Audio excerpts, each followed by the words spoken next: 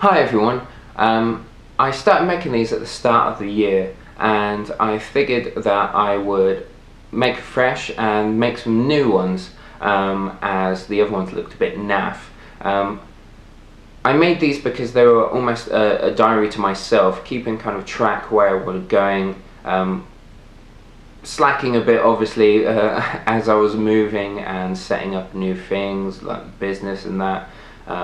That isn't a very good diary at all, but hopefully I'll have some time now to sit down and do these a bit more.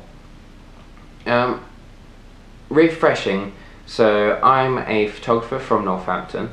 I would say I specialise in portraiture and hair, specifically hair and beauty, and especially this first one, I'm kind of dealing at the moment. I'm going through something that quite a lot of creatives go through, which is almost like a identity crisis, I would suppose. I'm kind of still finding my way in the world, even though it's almost been 10 years now. I'm still very much evolving as a person.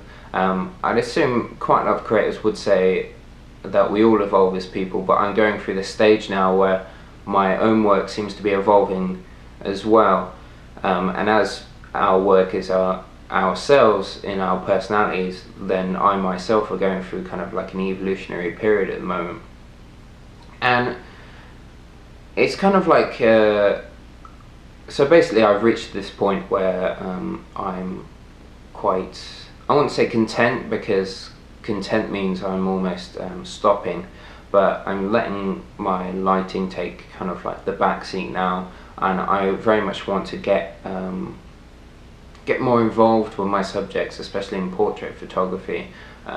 People like Dan Winters is a big inspiration to me at the moment. He himself he lets his subjects kind of walk into frame, and he doesn't say much to them at all. He gives maybe slight hints at direction. His team don't say anything before they walk in. They just walk in quite calmly and silently, and they present themselves really. And so as it's got me thinking, do I want people to be like that towards me? Do I want very much bare bones where it's just them? Or perhaps in the past, Rankin's a big inspiration to me.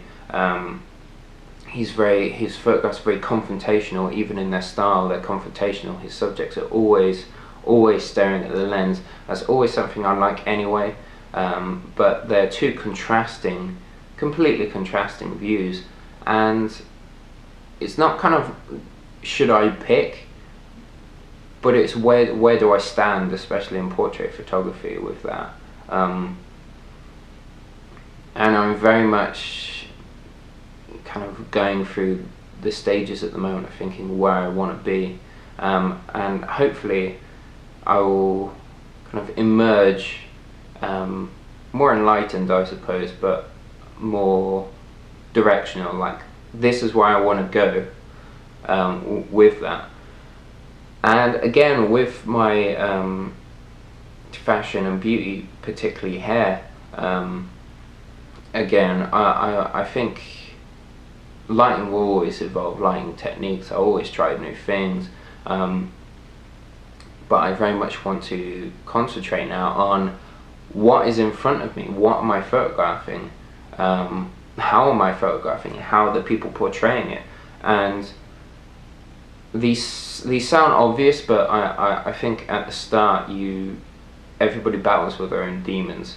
Mine was always getting it looking great. Many photographers will tell you that's only half the battle. Setting up the lighting, making it look great is all very well and good, but if your subject isn't reacting to you, then what's the point? You might as well be taking a very nice photo of a blank sheet. So yeah, that's kind of where I am at the moment. And especially myself, I have quite a split personality down the middle almost. Half of me, like I say, I suppose it's the more kind of darker part of me that is liking Dan Winters and Michael Grob's work at the moment for my portraiture side.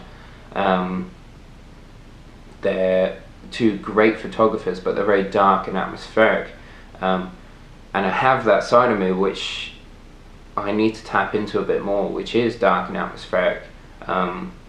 That's the side that kind of likes film photography, especially darkroom. But on the other side, I have this side of me which likes David LaChapelle and how camp he is. I have Philippe Toledano, who is a great kind of editorial photographer. They're very camp, they're very fun, they're very happy.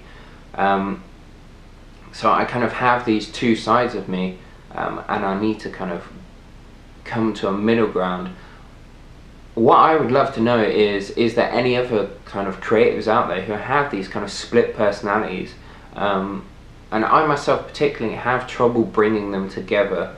I need to figure out a way how to bring them together. I think when I do, my work is going to have the exact direction I want. I think it's pretty much going to be, that's Dan Thomas's work, because then I have these two kind of yin-yang sides of me together then, instead of constantly battling. Again, I'd love to know if other creatives have these kind of these split personalities, and if they struggle within themselves also to bring them together.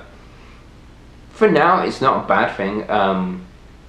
My work still carries on, it still carries on at the same rate it is.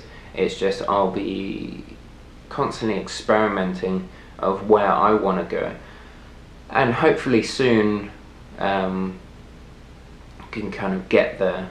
I haven't rambled too much. I really hope this isn't too much long of a video. Thanks for listening, and yeah, hopefully I'll be doing these a lot more often. Thanks. Bye.